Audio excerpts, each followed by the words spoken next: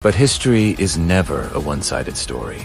Long before the Spanish drew their maps and named the mountains, the land itself held a power they could never truly conquer. In Jamaica, two regions became legends of defiance: the Cockpit Country and the Blue Mountains.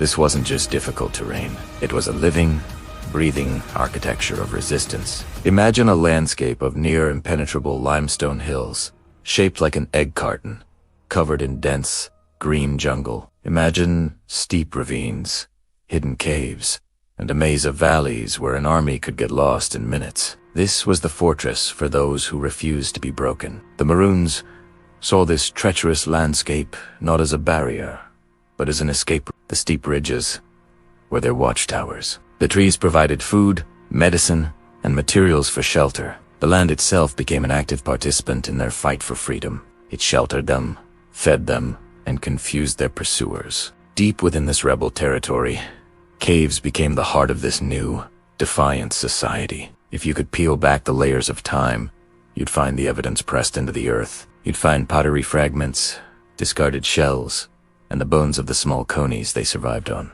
These caves were everything at once. They were a kitchen, providing sustenance. They were a nursery, where new generations of free children were born. They were a fortress, offering protection from colonial patrols. And they were a cathedral. Here, in the cool, echoing darkness, a powerful spiritual resistance took root. Meanwhile, a Spanish friar, frustrated by his inability to convert them, wrote in his journal about their resilience. He noted with despair how they kept the old gods alive, mixing their idols with the saints.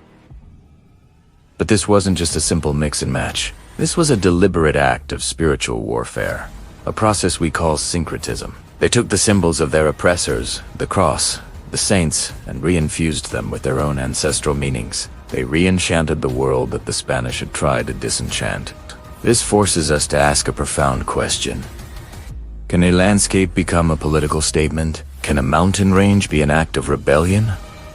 For the Maroons, the answer was a resounding yes.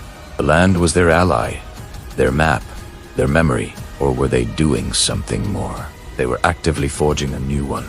The grand cathedrals the Spanish erected stand empty. Their bells, once symbols of authority, now slowly corroding in the salty sea air. It feels like a failure, a spiritual conquest that never truly began. The Maroons, escaped Africans, were a phantom presence, always fleeing, always resisting.